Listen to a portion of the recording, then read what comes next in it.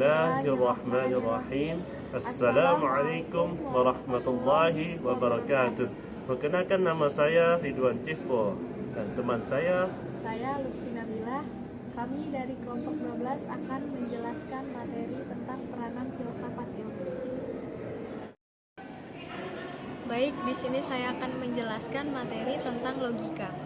Logika sebagai ilmu pengetahuan di mana objek materialnya adalah berpikir, khususnya penalaran atau proses penalaran, dan objek formal logika adalah berpikir atau penalaran yang ditinjau dari segi ketepatannya.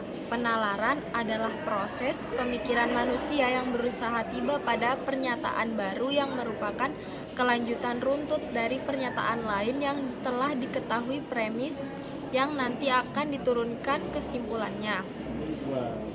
Logika berpikir dipandang dari sudut kelurusan atau ketepatannya. Suatu pemikiran logika akan disebut lurus apabila pemikiran itu sesuai dengan hukum-hukum yang sudah ditentukan. Dari semua hal yang telah dijelaskan tersebut dapat menunjukkan bahwa logika merupakan suatu pedoman atau pegangan untuk berpikir. Menurut definisi logika, logika ialah ilmu tentang pedoman atau peraturan yang dapat menegakkan pikiran dan menunjukkan kepada kebenaran dalam lapangan yang tidak bisa dijamin kebenarannya. Berpikir tidak dapat dijalankan semau-maunya. Realitas begitu banyak jenis dan macam-macamnya. Pikiran diikat oleh hakikat dan struktur tertentu. Hingga kini belum seluruhnya terungkap. Pikiran kita tunduk kepada hukum-hukum tertentu. Jadi, di sini logika dapat dimaknai sebagai berpikir atau tentang penalaran.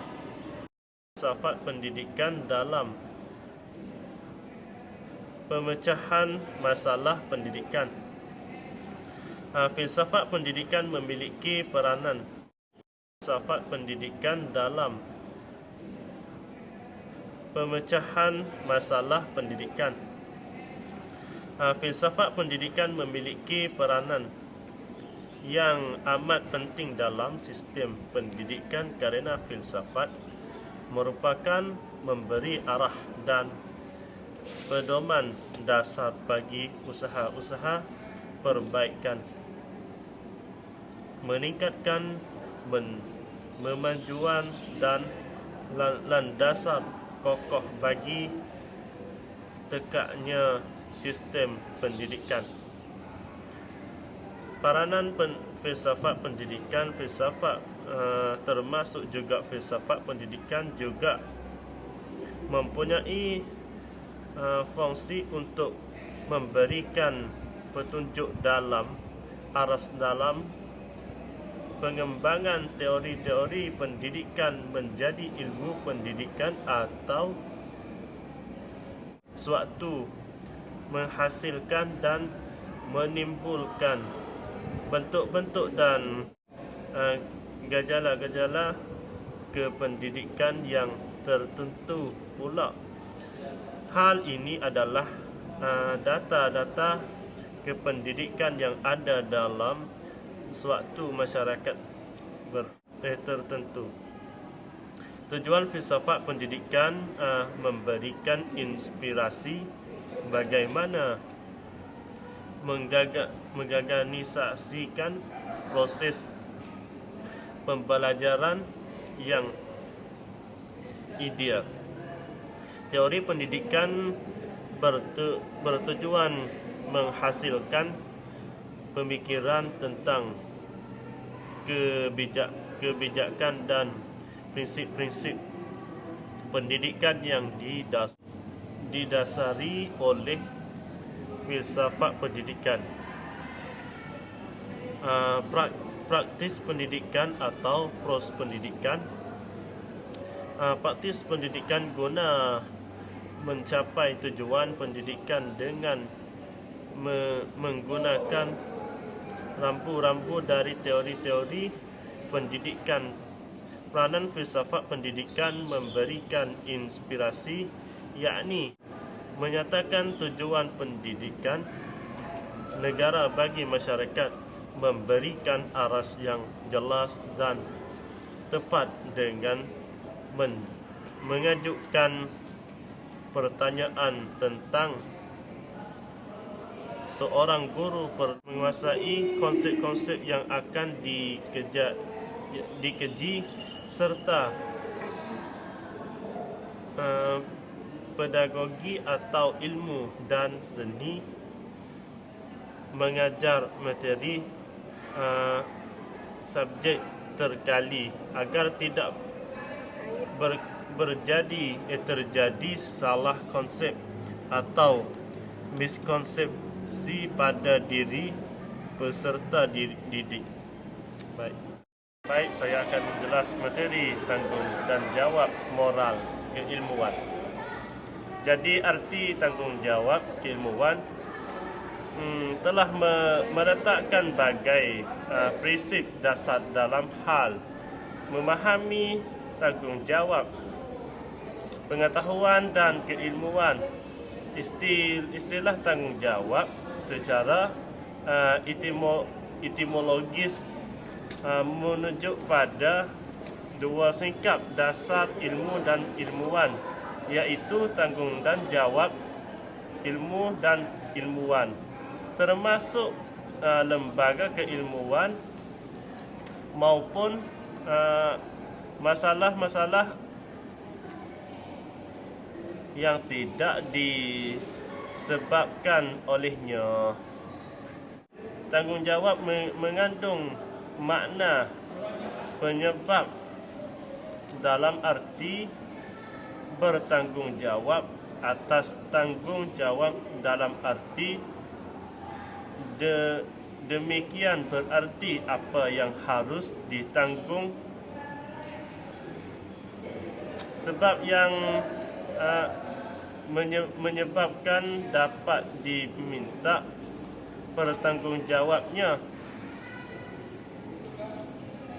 Di sisi lain, tanggungjawab keilmuan mesti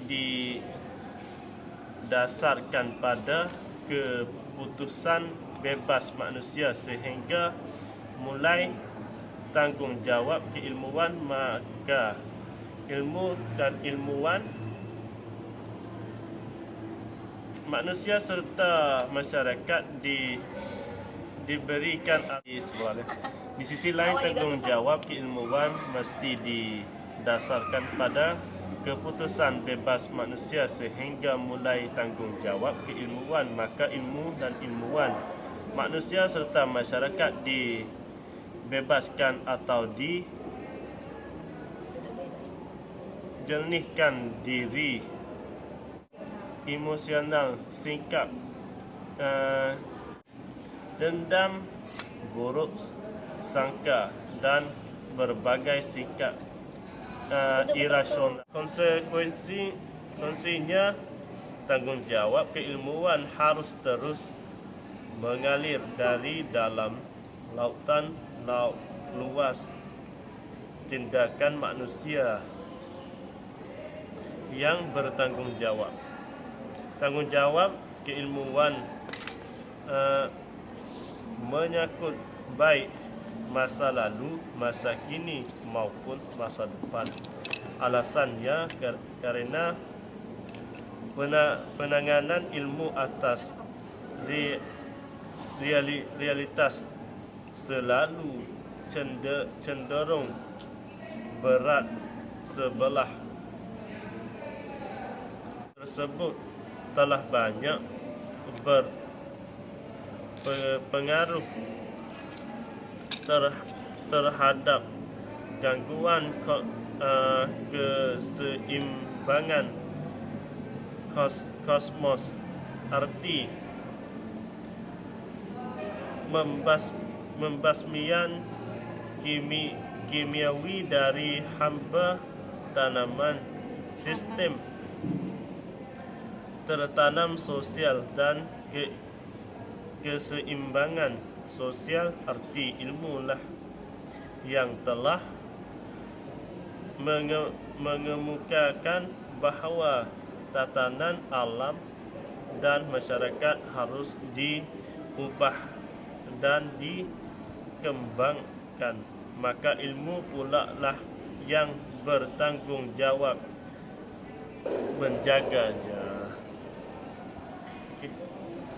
Sekian dari presentasi dari kelompok saya. Kurang dan lebih saya mohon maaf. Saya Ridwan Cipo. Dan saya Lutfi Nabilah. Kami berdua mohon pamit undur diri. Wassalamualaikum warahmatullahi wabarakatuh.